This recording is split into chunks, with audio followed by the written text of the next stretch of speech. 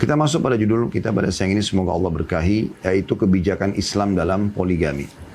Berbicara masalah poligami, teman-teman, berbicara atau kita sedang berbicara sesuatu yang sensitif. Mirip dengan kita kalau berbicara masalah jihad. Ya. Ini umumnya orang kalau tidak punya pemahaman agama yang benar, mereka akan salah faham dengan masalah hukum-hukum ini. Seperti kasus jihad di masa kita sekarang, ada orang yang menyalahgunakan dengan cara dia berjihad di jalan Allah Subhanahu wa taala,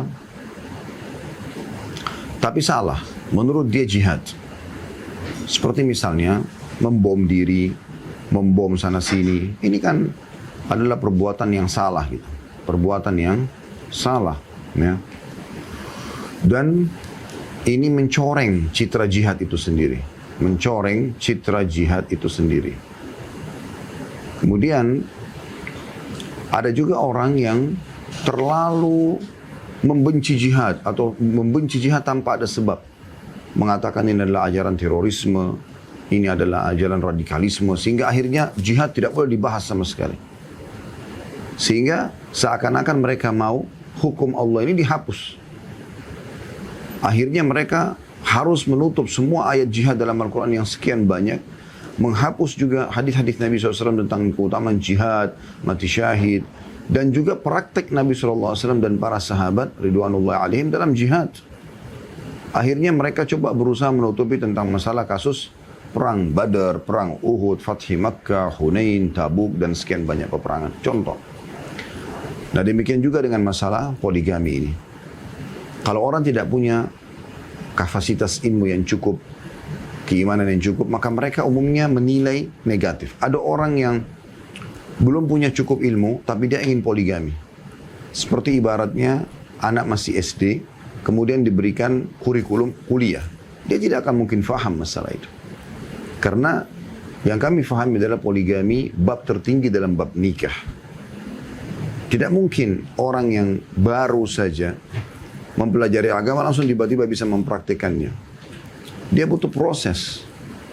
Kalau Anda punya satu perusahaan, yang perusahaan ini sudah berjalan dengan baik, ya, sudah Anda atur manajemennya dengan rapi, sudah Anda berikan hak semuanya pegawai, ya, dengan baik, maka Anda bisa membuka cabang, tidak ada masalah.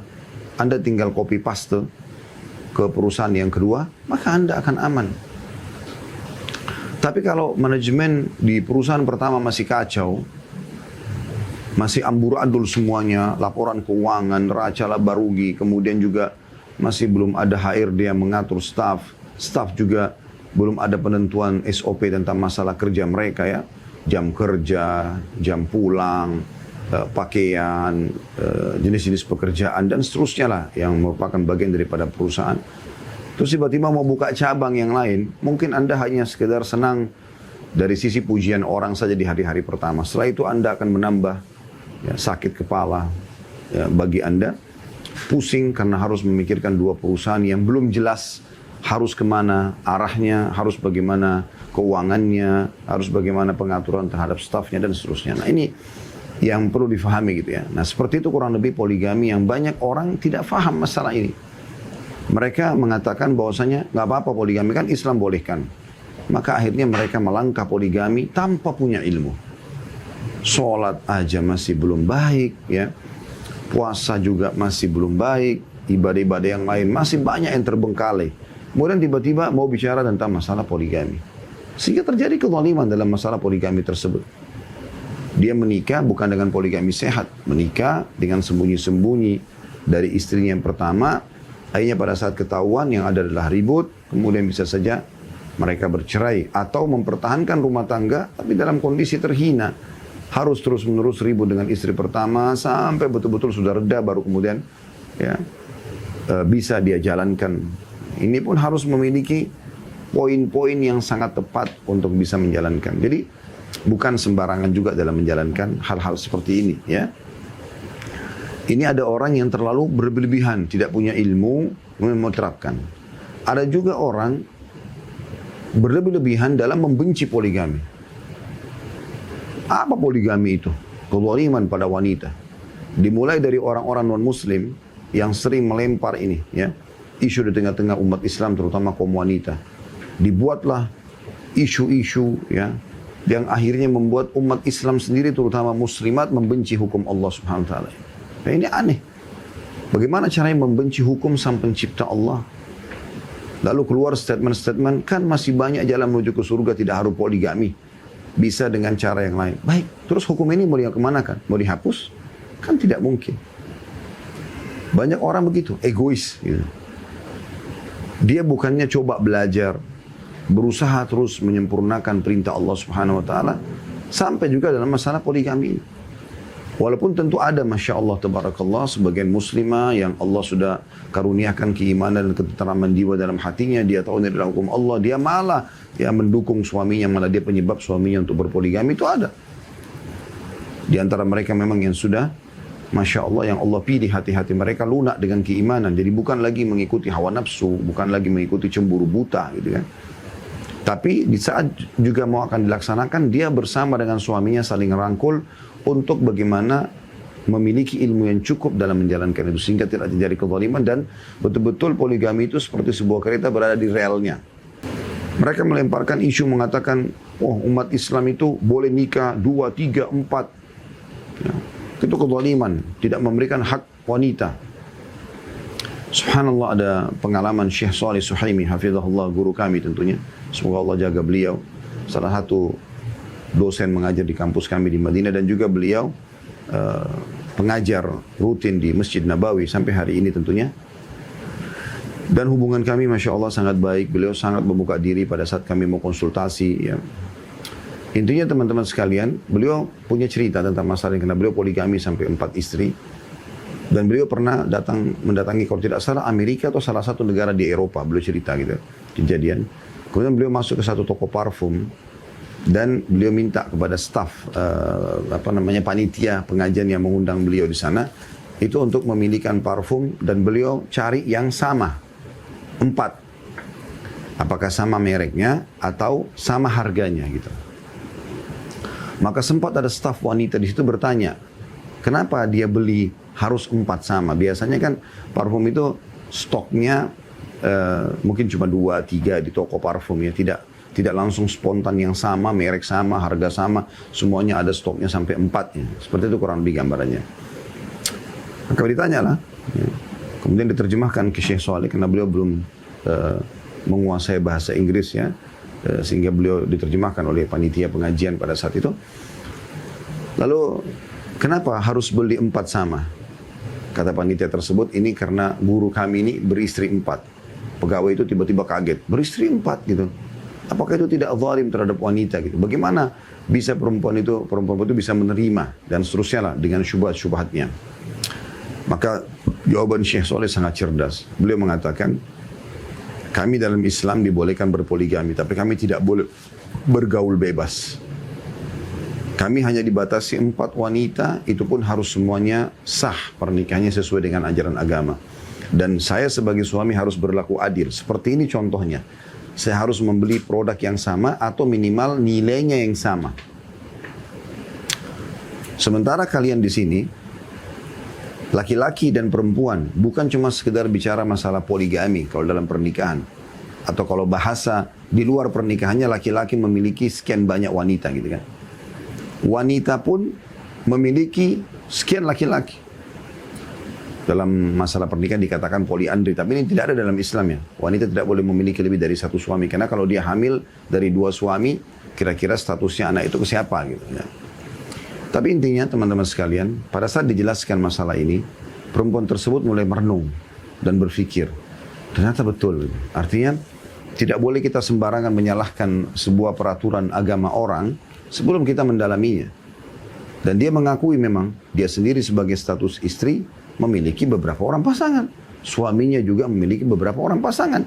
Walaupun dia tahu yang penting bagi dia adalah dia yang resmi, yang lain itu tidak resmi, tidak ada masalah. Dan itu yang terjadi dalam kehidupan mereka. Ya. Nah, ini keliru tentunya.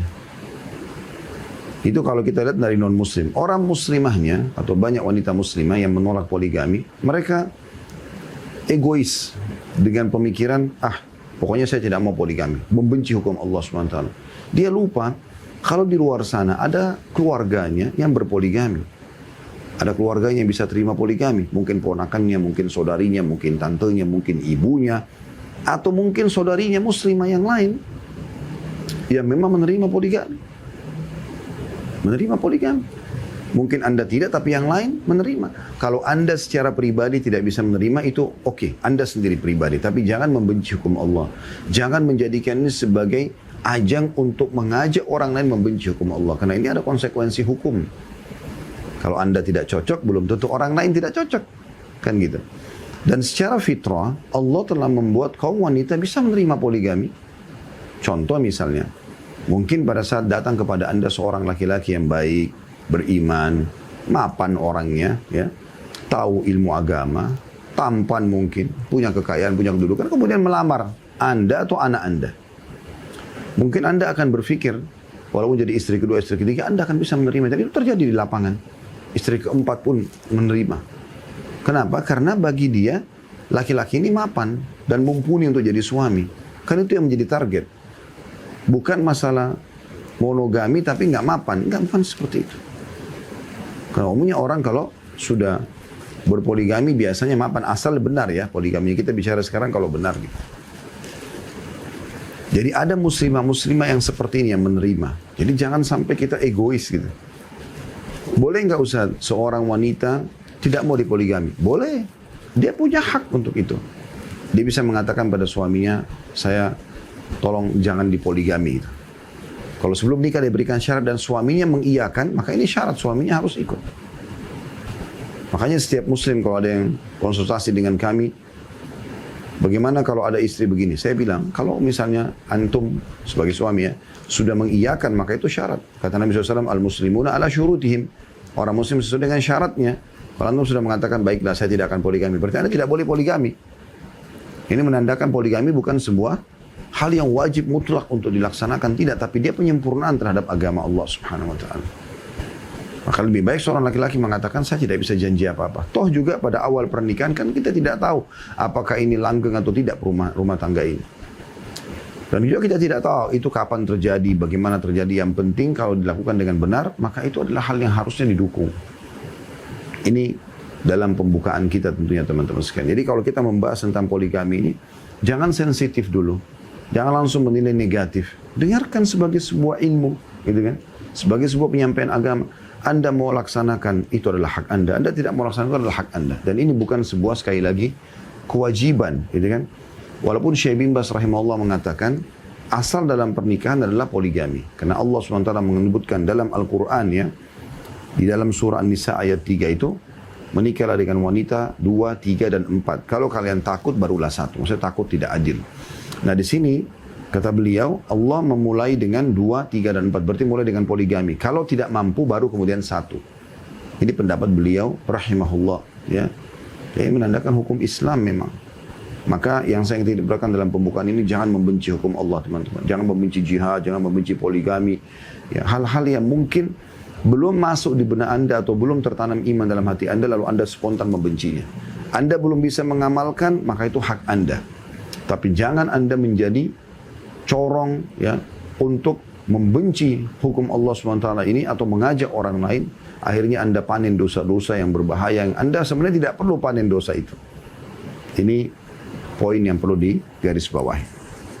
Kita akan dengarkan dalam judul kita ini, kebijakan Islam dalam poligami. Artinya, lihatlah bagaimana Islam mendatangkan poligami sebagai sebuah solusi, sehingga dia menjadi sebuah peraturan atau syariat. Ya. Penulis mengatakan Islam adalah agama universal yang kompleks dan paripurna, lengkap, cocok diterapkan pada setiap zaman dan tempat. Karena itu Islam membolehkan poligami. Sebab situasi dan kondisi terkadang mendesak diberlakukannya poligami demi kepentingan pria atau wanita atau keduanya. Nah ini perlu digarisbawahi. Kebanyakan orang kan berpikir, oh poligami itu hanya maslahat laki-laki. Misalnya seorang istri mengatakan, enak kamu nikah lagi gitu kan.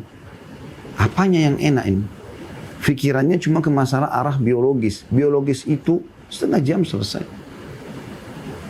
Tapi setelah itu ada tanggung jawab. Ada kewajiban nafkah, ada kewajiban perlindungan, ya, ada kewajiban biologis diantaranya iya. Tapi bukan cuma itu. kebanyakan banyak muslimah ya langsung cemburu buta, mengarah seakan-akan itu maslahat buat laki-laki, padahal sebenarnya bukan laki. Kadang-kadang maslahat buat perempuan. Seperti misalnya di saat ada wanita yang sudah berumur belum menikah dan ada yang melamar dia sudah berstatus poligami, kenapa dia nggak menikah? Atau ada janda dan dia butuh laki-laki yang sudah mapan. Umumnya laki-laki sudah mapan, pikiran di atas 40 tahun sudah menikah. Ada memang yang duda tapi umumnya menikah, yang kira-kira bisa menaungi dia sama anaknya. Atau mungkin ada gadis yang lebih cenderung dengan tipologi ayah, tipologi laki-laki yang seperti ayah. Anda pernah lihat gak ada anak-anak perempuan yang masih gadis nikah sama laki-laki sudah tua? Tidak asing kan? Itu kenapa? Karena memang dia butuh figur ayah. Dan itu banyak sekali terjadi. Nah ini tidak bisa terjadi kecuali di poligami. Gak mungkin kalau dia nikah, dia umur 20 tahun, dia nikah sama laki-laki umur 23 tahun, tidak akan ketemu figur ayah di situ. Tapi kalau dia menikah sama, dia 20 tahun, 23 tahun, 25 tahun, 30 tahun, dia nikah sama laki-laki yang 40, 50 tahun, ada figur ayah di situ. Figur ayah yang maksudnya menaungi dia, melindungi dia di saat jadi suami, iya, di saat jadi ayah, iya, di saat jadi sahabat, iya. Dan itu terjadi. Umumnya laki-laki itu, kemapanan pikiran, jiwa mereka, ekonomi mereka, ya, pengalaman mereka itu di umur 40 tahun. Makanya para nabi-nabi, ya, dan Rasul diutus oleh Allah SWT di umur berapa? 40 tahun. Nabi Muhammad SAW orang yang sangat jujur, amanah, ya, orang yang sempurna jalur nasabnya. Tapi kenapa Allah tidak angkat beliau di umur 20 tahun jadi nabi? Supaya lebih lama berdakwah. Kenapa bukan di umur 15 tahun? Kenapa nggak baru lahir sudah dikatakan ini nabi? Nabi Muhammad SAW sendiri pun tidak tahu beliau. Beliau nanti Anda kalau dengar kejadian di Gua Hira, penerimaan firman Allah pertama, Iqra bismi rabbikal ladzi khalaq. Nabi sendiri kaget waktu itu, tidak tahu sama sekali kalau ini akan terjadi. Anda bisa lihat dalam kajian Sirah Nabawi, ya. Jadi beliau sendiri tidak tahu masalah itu. Di 40 tahun baru dinobatkan sampai beliau pulang ke rumahnya ceritakan pada Khadijah. Khadijah pun mengatakan, hai suamiku, apa kau takut diganggu oleh syaitan? Kau ini orang yang baik, suka silaturahim, suka membantu orang susah. Ayo kita ketemu dengan sepupu saya. Sepupunya bernama Waraqah bin Naufal, seorang pendeta Nasrani. Yang tahu itu masa keluarnya Nabi. Lalu diceritakanlah kejadian tersebut. Lalu Waraqah bin Naufal mengatakan, sungguh telah datang kepadamu malaikat Jibril yang datang kepada Musa. Kalau seandainya aku masih hidup di saat nanti kau diutus dan diusir oleh kaummu dari kota ini, maka aku akan menjadi pendukungmu. Kata Nabi SAW, apakah mereka akan mengusirku? Jadi Nabi nggak tahu gitu. Karena pada saat itu Nabi lagi dicintai oleh masyarakat Mekah. Beliau termasuk tokoh masyarakat. Beliau orang yang suka silaturahim. Luar biasa. Sampai anak beliau pun menikah sama anak pamannya sendiri. Anaknya Abu Jahal yang membenci Islam. Anaknya Abu Lahab, maaf. Yang membenci Islam. Sampai meninggal dalam keadaan benci Islam. Itu menikah dengan anak Nabi SAW. Walaupun setelah Nabi SAW mendapatkan jadi Nabi mendakwakan Islam, Abu Lahab suruh cerai anaknya, menceraikan anak Nabi SAW. Gitu kan? Tapi Nabi sendiri tidak tahu. Kenapa di umur 40 tahun? Karena ini kemapanan. Saya melihat subhanallah, saya pribadi gitu melihat ya, pada saat sampai di umur 40 tahun, beda sekali teman-teman sekalian. Pengontrolan emosi, kemapanan pengalaman, ekonomi, ya, itu jauh sekali. Sudah beda sekali dengan pada saat umur 20 tahun, 25 tahun, 30 tahun yang kadang-kadang masih lebih condong dengan adanya emosional, ya. Konflik rumah tangga masih sering terjadi. Di umur-umur dewasa ini beda sekali. Nah ini contoh-contoh saja. Jadi jangan Anda salahkan ada orang yang bagi wanita maslahat bagi dia poligami itu. Ini yang saya ingin titik beratkan, ya.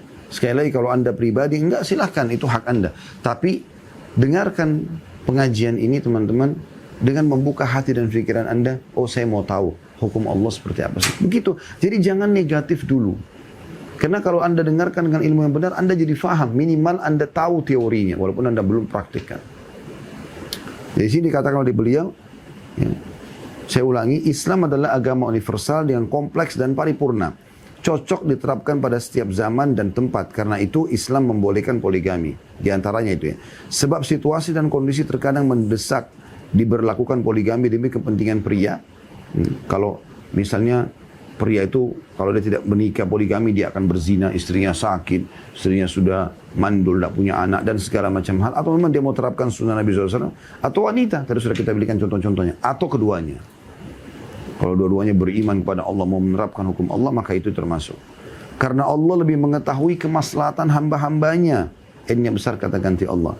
Dan Allah menjadikan sebagai firman-Nya Subhanahu wa ta'ala dalam surah An-Nisa ayat 3. A'udzu billahi minasyaitonir rajim fankihu ma taba lakum minan nisa'i mathna wa thulatha wa ruba' fa in khiftum alla ta'dilu fawahida.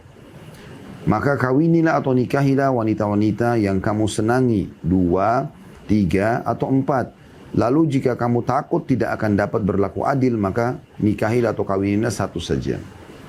Tapi Ustaz, saya poligami. Cuman saya ini selalu aja ribut dalam rumah tangga. Ribut dengan istri pertamanya suami saya. Itu karena langkahnya saja permasalahan di situ. Kalau Anda ikhlaskan niat karena Allah Subhanahu wa taala, Anda niat tulus, selalu jadikan dalam doa Anda, ya Allah mudahkanlah poligami ini, ya Allah berkahilah, ya Allah satukan hati kami. Beda. Akan bisa berjalan insya-Allah. Pasti bisa, tidak mungkin tidak. Tapi kalau dimulai dengan hal-hal yang memang kurang baik, dimulai dengan perzinahan, dimulai dengan pelanggaran-pelanggaran agama ya, kemudian ya daripada zina terus nikah saja, misal contoh.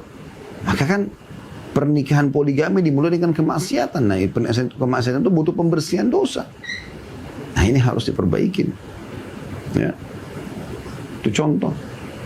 Atau Anda sama suami dua-duanya masih jauh dari agama. Lalu tiba-tiba mau poligami. Bagaimana caranya gitu? Saya masih kadang-kadang bingung dengan orang yang mau terapkan poligami. Sementara memang dia sendiri masih jauh dari Allah Subhanahu wa ta'ala. Dari sisi ibadah. Menjalankan perintah, meninggalkan larangan. Juga dia sendiri juga bukan mengerjakan poligami karena agama. Tapi karena suka saja. Akhirnya sayang gitu ya. Yang harusnya menjadi sebuah solusi dan hukum agama yang baik, maka ini menjadi hal yang kurang baik. Dari Umair al-Asadi radhiyallahu anhu diriwayatkan ia menceritakan, saat aku masuk Islam, aku sudah memiliki 8 orang istri. Aku pun mendatangi Nabi SAW dan menceritakan hal itu. Maka beliau bersabda, pilihlah 4 di antara mereka. Dari hadis ini teman-teman kita lihat pelajaran, ambil pelajaran 2. Dan penting yang pertama, sebelum Islam sudah orang kenal poligami. Ya. Bahkan dinukil kisah Nabi Sulaiman alaihissalam memiliki sampai 700 pasangan. Karena waktu itu belum ada pembatasan gitu kan. Nabi SAW dibatasi sampai 9 orang istri sallallahu alaihi wasallam. Ya, artinya sampai beliau meninggal istrinya sejumlah itu. Ya. Dan umumnya Nabi Ibrahim alaihissalam sudah masyhur kisahnya punya Sarah dan punya Hajar. Ada poligami. Begitu juga dengan masyarakat biasa selain nabi-nabi gitu. Nah, di antaranya ini Umair radhiyallahu anhu. Di masa jahiliyah beliau sampai punya 8 orang istri. Cuma karena dalam Islam dibatasi 4, maka beliau pun melapor kepada Nabi SAW tentang keadaannya. Ya Rasulullah, saya sudah masuk Islam nih. Ada yang saya mau tanyain, saya punya 8 orang istri. Apa boleh saya pertahankan semuanya? Maka Nabi SAW mengatakan, pilihlah 4 saja di antara mereka. Enggak boleh lebih dari itu. Dari sini hukum kedua yang kita ambil, ya, selain daripada memang sebelum Islam sudah ada poligami. Yang kedua adalah poligami bagi laki-laki dibatasi sampai 4. Apapun alasannya enggak benar kalau lebih dari 4. Mungkin Anda pernah dengar di Indonesia ada yang punya istri sampai 10, sampai sekian belas gitu kan. Saya pernah lihat cuplikan ada begitu ya. Mau dia bergelar, apapun gelarnya. Ya. Dalam arti kata gelar-gelar agama yang dinisbatkan pada dia tetap salah ini. Karena memang hadis ini adalah hadis yang jelas sekali melarang laki-laki lebih daripada 4. Juga Nabi SAW bersabda, aku juga menikahi wanita. Siapa yang tidak menyukai sunnahku maka ia bukan termasuk golonganku. Maksudnya adalah menikah bagian daripada syariat Islam. Baik itu menikah dengan istri satu atau menikah dengan poligami. Jadi sebagaimana Anda melihat monogami bagian daripada syariat, maka poligami juga bagian dari syariat Nabi alaihi salatu wassalam. Nabi menikahi banyak wanita, kata beliau. Para sahabat dan tabi'in secara umum juga bisa atau biasa melakukan poligami. Demikian juga dengan para ulama sesudah mereka. Di antara mereka yang melakukan poligami adalah Al-Husain, Ibnu Umar, dan yang selainnya radhiyallahu anhum ajma'in. Jadi ini bukan negatif, tapi ini adalah hal yang boleh-boleh saja dalam syariat Allah Subhanahu wa taala. Jadi jangan Anda membencinya. Ini kita sedang titik beratkan di poin itu ya.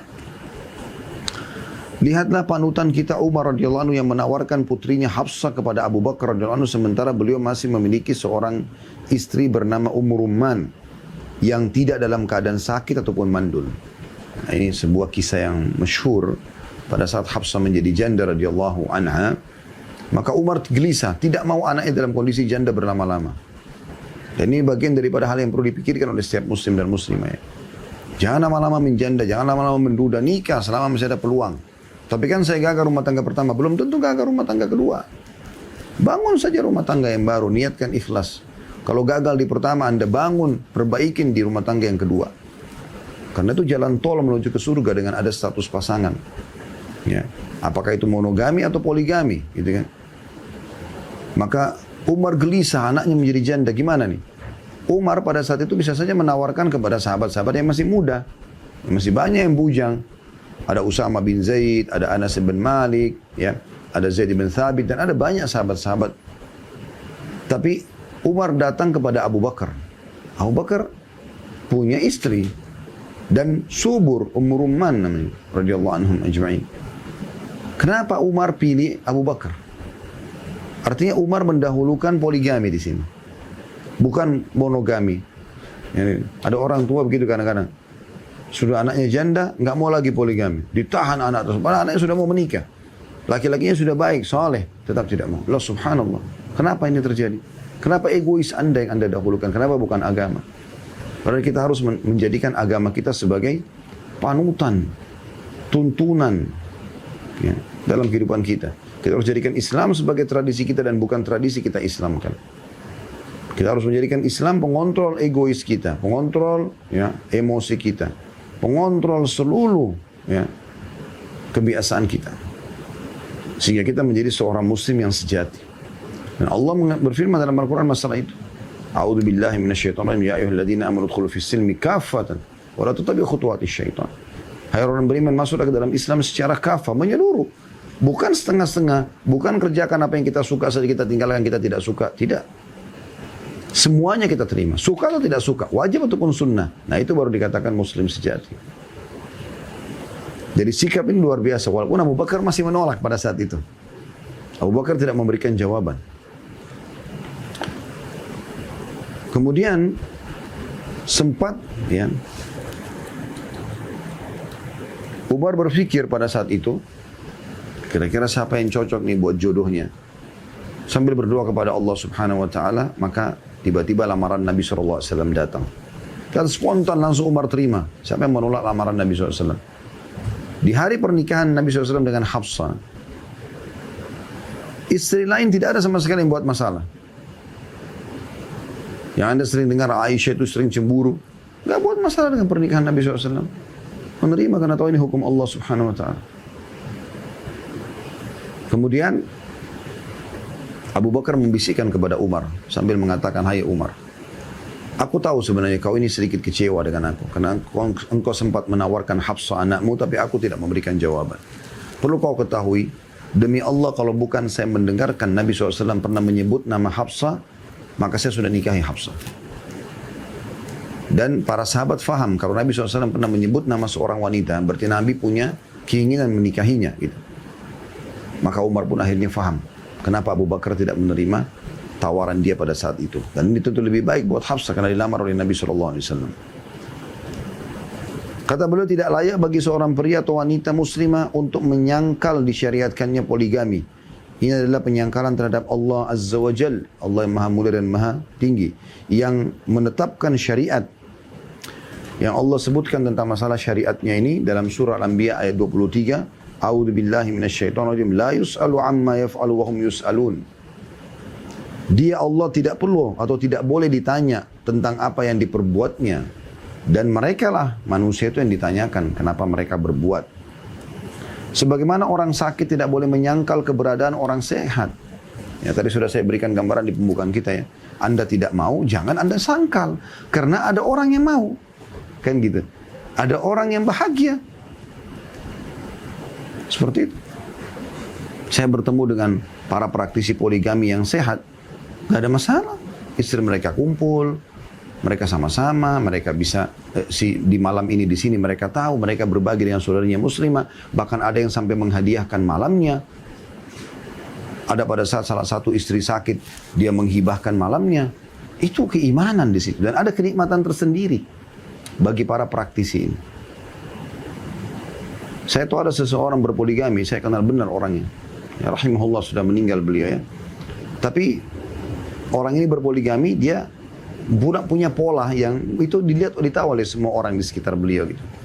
Jadi kalau dia hari ini misalnya malamnya istri pertama, maka istri yang lain ya, itu akan saling membantu untuk menyiapkan makanan hari itu gitu. Nah istri yang malamnya ini itu enggak lagi beraktivitas untuk masak, untuk urus yang lain. Itu urus istri yang lain yang urus yang 3 orang ini karena istrinya 4. Yang satu ini hanya duduk menemani suaminya, ngobrol, diskusi, menghibur suaminya, begitu saja. Makan sama-sama segala macam. Dia pokoknya yang mendampingi suami pada saat itu di depan istri yang lain. Besoknya istri kedua malamnya, maka istri pertama bergabung sama yang ketiga sama keempat untuk masak, untuk mengurus rumah, ngurus anak-anak. Yang kedua ini murni duduk menemani suaminya seharian. Begitu juga yang hari ketiga, istri ketiga, hari keempat begitu terus. Itu terjadi dan mereka sangat bahagia. Apa kita mau pungkiri kebahagiaan mereka sementara mereka sendiri merasakannya? Kan tidak mungkin, ya kan? Tidak boleh kita egois. Kita tidak mau kita sendiri. Makanya saya sudah bahasakan itu. Karena Anda jangan sampai membantah hukum Allah Subhanahu wa ta'ala. Ini yang sedang kita titik beratkan. Orang miskin juga kata beliau tidak boleh menyangkal keberadaan orang kaya. Orang yang buruk bentuk tubuhnya tidak boleh menyangkal keberadaan orang yang bertubuh ideal. Orang yang mandul juga tidak boleh menyangkal keberadaan orang yang beranak. Demikian juga segala hal yang hikmahnya hanya diketahui oleh Allah. Seperti halnya poligami juga. Tidak boleh disangkal dan tidak boleh diperburuk citranya di hadapan orang banyak. Ya, jadi kalau Anda tidak mau, Anda sendiri. Jangan sampai menjadi corong, sudah saya bahasakan tadi, untuk membenci hukum Allah ini. Sehingga Anda akhirnya masuk dalam kategori dosa besar, membenci syariat Allah SWT. Bahkan ada orang yang menolak syariat Allah bisa masih sampai pada tingkat kekufuran. Ya, memungkiri hukum Allah SWT. Ini tidak boleh gitu. Saya pernah dengarkan ada seseorang laki-laki bahkan dia mengatakan a'udzubillah dari poligami. Bagaimana dia beristi'adzah dari hukum yang Allah perintahkan? Tak mungkin itu salah. Demikian juga segala hal yang hikmahnya hanya diketahui oleh Allah seperti halnya poligami. Tidak boleh disangkal dan tidak boleh diperburuk citranya di hadapan orang banyak. Karena poligami memiliki banyak hikmah dan faedah yang sebagian kita atau sebagian bisa kita ketahui dan sebagian lagi tidak. Ketika sebagian wanita di zaman Nabi SAW membayangkan kekhususan yang diberikan oleh Allah SWT kepada kaum laki-laki, Allah Subhanahu Wa Taala berfirman tentang masalah itu. Ada sebagian wanita di zaman Nabi SAW mengatakan, kok laki-laki boleh begini, kok laki-laki boleh begitu. Talak tentang laki-laki, jihad boleh bagi laki-laki, poligami boleh bagi laki-laki. Maka Allah turunkan firman-Nya ini, mengingatkan para sahabiat pada saat itu dalam surah An-Nisa ayat 32. Yang bunyinya a'udzubillahi minasyaitonir rajim wala tatamannaw ma faddalallahu bihi ba'dakum 'ala ba'd lirrijali nasibun mimma iktasabu walin nisa'i nasibun mimma iktasaban was'alullaha min fadli. Saya ulangi, wala tatamannaw ma faddalallahu bihi ba'dakum 'ala ba'd lirrijali nasibun mimma iktasabu walin nisa'i nasibun mimma iktasaban was'alullaha min fadli. Al-ayah yang artinya jangan kamu iri hati terhadap apa yang dikaruniakan Allah kepada sebagian kamu lebih banyak dari sebagian yang lain, yang antara laki-laki dan perempuan. Karena bagi orang laki-laki ada bagian dari apa yang mereka usahakan dan bagi para wanita pun ada bagian dari apa yang mereka usahakan. Dan mohonlah kepada Allah sebagian dari karunia-Nya. Jadi nggak boleh sering cemburu. Laki-laki nggak boleh cemburu. Kenapa perempuan boleh hamil, menyusui? Akhirnya ada banyak laki-laki operasi kelamin. Paksa diri jadi perempuan. Tidak bakal mungkin sampai Anda mati tetap Anda laki-laki walaupun Anda sudah berstatus banci. Ya, wa na'udzubillah.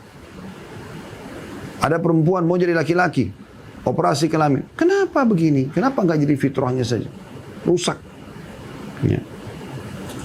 Kata beliau yang terlihat oleh kita dengan akal kita yang picik bahwa poligami itu memang merupakan konsekuensi dari kondisi kehidupan tertentu dalam pribadi-pribadi tertentu yang memang diberikan oleh Allah karunia agama, akal, kesehatan, dan harta. Umumnya kondisi itu dialami oleh kaum laki-laki. Karena itu poligami disyariatkan secara khusus bagi kaum laki-laki. Sementara wanita tidak. Bisa kita teliti anatomi tubuh manusia, organ-organ tubuh berikut, kondisi kejiwaannya, ditambah dengan tugas yang Allah SWT bebankan kepadanya, pasti akan kita dapatkan bahwa kaum laki-laki memang lebih berhak terhadap poligami. Bisa kita simak beberapa poin berikut ini. Jadi beliau akan sebutkan poin demi poin, kenapa poligami dibolehkan bagi kaum laki-laki. Kata beliau, jika seorang lelaki melakukan poligami terhadap beberapa orang istri dengan akad yang sah, bukan perzinahan, sah secara agama, 2, 3, atau 4 istri, tidak akan terjadi percampuran nasab. Tapi tidak demikian terhadap wanita yang melakukan poliandri. Sebenarnya poliandri kalau perempuan ya, berarti memiliki lebih dari satu suami. Karena masing-masing menuangkan sperma di satu rahim. Organ reproduksi yang dimiliki oleh lelaki memang memungkinkan dirinya melakukan itu dan wanita sebaliknya. Ya mungkin kan, karena kalau perempuan poliandri, punya 2 suami, 3 suami, semua menumpahkan sperma dalam satu rahim, ini kira-kira anak ini milik siapa? Ya seperti itu kurang lebih. Tapi kalau laki-laki memiliki beberapa orang istri, maka dia boleh saja anak ini yang ini hamil atau 4-4-nya hamil, masing-masing jelas nasabnya kepada si laki-laki itu. Itu yang pertama. Yang kedua, struktur anatomi lelaki lebih sehat dibandingkan wanita pada umumnya. Itu berdasarkan kenyataan alami bahwa lelaki tidak mengalami masa haid, nifas, hamil, dan menyusui. Sehingga tubuhnya lebih sehat dari wanita yang secara kodrati harus mengalami haid, nifas, melahirkan, dan menyusui. Kaum lelaki pada umumnya memutuskan perkara dengan akalnya. Dengan modal itu tentu saja bisa mengatur keberadaan 2, 3, atau 4 orang istri. Lain halnya dengan wanita yang biasa memutuskan hukum melalui perasaan, dan itu memang dibutuhkan untuk mendidik anak dan mengasihi mereka. Kalau perempuan yang poliandri, maka bagaimana dia mengatur suami-suaminya? Itu akan repot. Satu saja suami, Allah sudah syariatkan itu ya, untuk dia urus dan surganya Allah gantungkan di suami itu sudah butuh waktu, energi, ya, menguras otak agar bagaimana bisa membahagiakan suaminya, masak yang enak, menata rumah yang bagus, pakai pakaian yang indah, bagaimana menampilkan anak-anak depan suaminya yang sudah bersih, yang bertutur kata yang baik, berakhlak yang baik. Itu kan sudah butuh luar biasa. Bagaimana kalau dia punya 2 orang suami, 3 orang suami, bagaimana dia membaginya? Karena itu kata beliau, kita dapati bahwa kaum wanita tidak tahan menyaksikan berbagai kejadian memilukan. Karena mereka dominan perasaan, ya. Laki-laki dominan akal. Mereka mudah lupa dan mudah menangis dalam sekejap. Karenanya seorang wanita hanya bisa menjadi saksi dalam perkara yang hanya dikenal bagi baik kaum lelaki dalam ukuran setengah saksi saja dari kaum lelaki. Contohnya dalam jual beli dan sejenisnya. Misalnya dalam Islam, saksi wanita itu, kalau satu laki-laki berikan saksi itu, wanita harus 2 orang. Ya. Karena memang mereka bisa saja mudah lupa ya dan seterusnya. Kemudian yang ketiga, kata beliau, disyariatkannya jihad bagi kaum lelaki, sementara bagi kaum wanita tidak. Jihad amat erat kaitannya dengan darah, bangkai, dan sejenisnya yang pada umumnya kaum wanita tidak tahan melihat pemandangan semacam itu. Artinya memang menandakan kejiwaan laki-laki lebih siap untuk menghadapi perkara-perkara dalam kehidupan. Yang keempat, lelaki pada umumnya masih mampu melakukan hubungan intim hingga usia lanjut. Lain halnya dengan kaum wanita, mereka akan berhenti berproduksi pada usia yang lebih muda, yaitu yang dikenal dengan usia menopause. Ya. Sebagian sudah mengalaminya pada umur 40 tahun, sebagian pada umur 45 tahun, namun sebagian bisa sampai umur 50 tahun. Laki-laki itu umur 40, 50, bahkan sampai 60 tahun mereka masih produksi. Ya. Masih produktif di sini. Selanjutnya, yang kelima, sebagian lelaki diberikan oleh Allah SWT kemampuan seks yang berlebihan. Jadi tidak semua tentunya, tapi umumnya. Laki-laki ada yang punya kemampuan lebih gitu. Padahal sebagaimana dimaklumi, wanita hanya harus mengalami masa haid, kehamilan dan nifas. Poligami bisa membantu menyelesaikan problem tersebut. Imam Ahmad bin Hanbal rahimahullah pada masanya bahkan berpendapat bahwa seorang laki hendaknya menikahi 4 orang istri. Ya, karena umumnya laki-laki seperti itu. Nah, biasa kalau karena dia memiliki sperma, yang disinggung juga oleh sebagian ulama, kami sudah bacakan dan bedah ini di kajian kitab Mahkota Pengantin. Ya, disinggung oleh penulis di situ bagaimana sperma itu panas ya, dan dia kalau tidak ditumpahkan itu bisa menjadi penyebab munculnya emosional atau ketuaan dini ya. Dan ini umumnya laki-laki kalau ada yang sering emosi suami Anda di rumah itu karena bermasalah di masalah biologisnya. Kalau dia bisa mendapatkan biologis yang cukupi, mumpuni buat dia, maka dia akan lebih mapan ya dari sisi kejiwaan. Nah, ini yang membuat memang karena Allah bebankan pada mereka sperma itu, maka mereka dibolehkan juga untuk memiliki beberapa orang istri. Ini sebab-sebabnya ya, sebab-sebabnya. Kemudian yang keenam, berdasarkan berbagai sensus terbukti, kematian kaum lelaki lebih banyak dibandingkan wanita karena terjadinya berbagai kecelakaan dan peperangan yang memang lebih sering dihadapi oleh kaum lelaki daripada kaum wanita. Peperangan, ya pasti laki-laki tentaranya umumnya, walaupun ada tentara perempuan tapi sedikit. Kecelakaan kendaraan pada saat mereka cari nafkah, ya menyetir mobil ya keluar kota dan segala macam ini.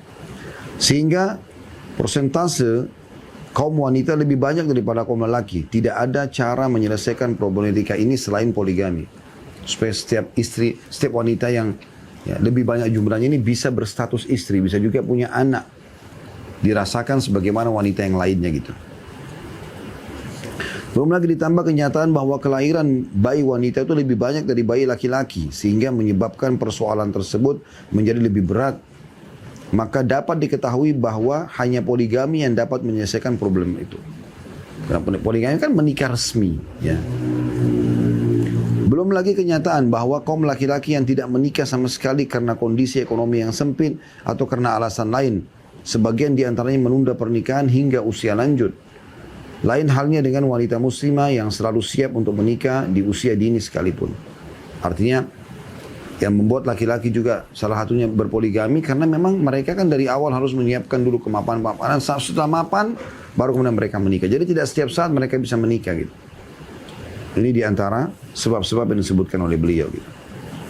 Selanjutnya yang ketujuh ya, seorang laki yang banyak melakukan interaksi dengan orang lain terkadang dikenal sebagai orang terhormat atau ulama yang banyak dicari orang karena ilmunya atau jabatannya. Atau memang ruang lingkup kerjanya membutuhkan orang lain untuk membantunya. Lelaki dengan segudang aktivitas tentu membutuhkan beberapa orang wanita agar bisa saling bahu-membahu memperhatikan kebutuhan anak di satu sisi dan melayani kebutuhan suami di sisi yang lain. Poligami tentu saja jadi solusi terhadap masalah semacam ini. Dan juga wanita subhanallah dari satu sisi ya, ini tambahan dari kami, kalau berpoligami itu dia masih punya banyak sekali waktu atau spare waktu yang dia bisa dekatkan diri kepada Tuhannya Allah subhanahu wa ta'ala di saat suaminya lagi bukan di malam dia. Dia punya banyak duduk untuk silat sama anak-anaknya, dia punya banyak waktu untuk menata rumahnya, untuk inovasi masakannya, untuk silaturahim keluarganya, untuk mungkin bertemu dengan teman-teman atau sahabatnya yang salehah.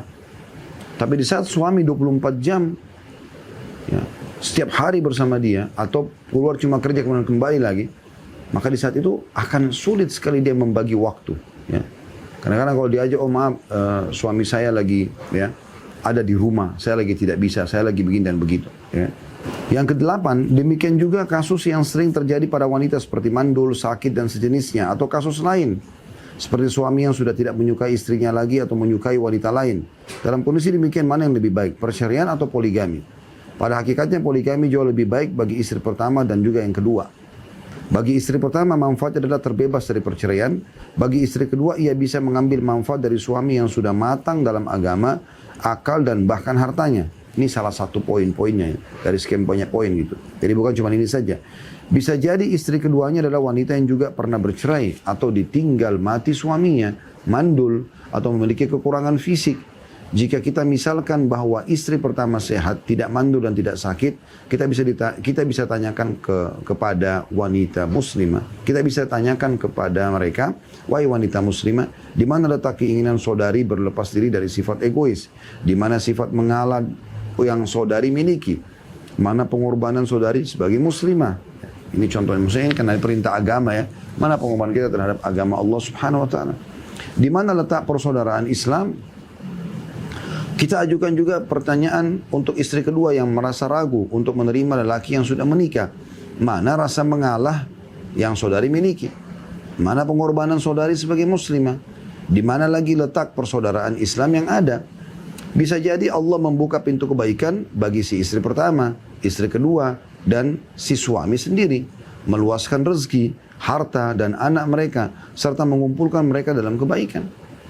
Bila niat mereka memang jujur, memang benar bahwa istri pertama atau kedua bisa jadi tidak menyukai pernikahan semacam itu, namun apakah sesuatu yang tidak disukai itu sudah diketahui akibat yang ditimbulkan? Jawabannya tentu tidak.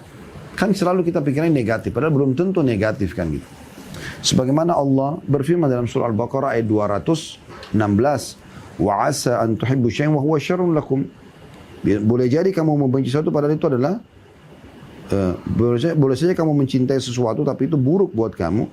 Wa asa an takrahu syai'an wa huwa khairun lakum, dan bisa saja kalian benci sesuatu tapi itu baik buat kalian. Dan dalam surah An-Nisa ayat 19 Allah juga berfirman fa asa an takrahu syai'an wa yaj'alallahu fihi khairan katsira. Dan bisa saja kamu benci sesuatu padahal itu adalah Allah jadikan kebaikan yang banyak padanya. Yang banyak padanya. Jadi sebenarnya banyak yang dikhawatirkan itu kan karena perubahan sikap suami, padahal sebenarnya tidak. Sama sekali tidak ya. Kalau sebenarnya dia bisa menjalankan dengan cara yang baik, maka tidak ada yang perlu dikhawatirkan tentunya. Baik, ini poin-poin yang dibahas oleh beliau ya. Saya akan bacakan sampai poin ini selesai, mungkin sampai di halaman ya 50 ya. Poin selanjutnya beliau mengatakan, bukankah memperbanyak keturunan itu dituntut dalam ajaran syariat Islam? Ini salah satu poin kenapa poligami terjadi ya. Karena akan membantu umat Islam meningkatkan bidang pertanian, perindustrian, serta perniagaan, dan menutupi kelemahan kaum muslimin. Selain juga memperbanyak jumlah umat Nabi Muhammad SAW di hari kiamat. Dengan banyaknya generasi, banyak juga yang menjadi amal jariah buat kita ya. Maka kita tidak lagi membutuhkan tangan-tangan jahil yang justru akan merusak akidah dan agama kita. Karena generasi kita sudah ada sendiri yang bisa kita maksimalkan untuk membela agama ini. Karena itu Nabi SAW bersabda, tazawwajul waludal waduda fa inni mukatsirun bikum yaumal qiyamah. Nikahilah wanita yang subur dan penuh kasih, karena aku berbangga dengan banyaknya umatku di hari kiamat nanti. Hadis riwayat Abu Dawud dan juga An-Nasai dan disahihkan oleh Ibnu Hibban dan Al-Hakim. Yang terakhir teman-teman sekalian beliau mengatakan wanita yang kita bahas yang pada siang ini ya. Wanita pasti membutuhkan lelaki bagaimanapun kondisinya, apapun profesi dan pekerjaannya. Serta bagaimanapun tingkat kedudukan sosial dan akademis yang telah dicapainya. Artinya untuk melindungi dia gitu kan. Maaf, masih ada poin satu lagi. Dari penjelasan terdahulu menjadi jelas bagi kita bahwa poligami adalah konsekuensi ajaran syariat sekaligus konsekuensi kemaslahatan pribadi dan masyarakat. Maka sudah sepantasnya bagi istri pertama, kedua atau ketiga dan yang keempat untuk rela dengan pembagian Allah SWT terhadap mereka. Karena segala yang diambil seseorang di dunia ini adalah bagian dari nasibnya. Hendaknya seseorang wanita tidak menolak lamaran seorang laki-laki yang agamanya kuat dan berakhlak baik, seorang lajang ataupun sudah menikah. Nabi SAW telah menggambarkan satu barometer untuk kita ikutin, yaitu sabda beliau SAW dalam hadis riwayat Tirmidzi, "Idza ja'akum man tardawna dinahu wa amanatahu fazawwijuhu. Illa taf'alu takun fitnatun wa fasadun kabir." Apabila datang kepada kalian seorang pemuda yang kalian sukai agama dan amanahnya, dalam riwayat lain agama dan akhlaknya, maka nikahkanlah dia dengan putri kalian, bila tidak akan terjadi kerusakan, bencana dan kerusakan besar di muka bumi.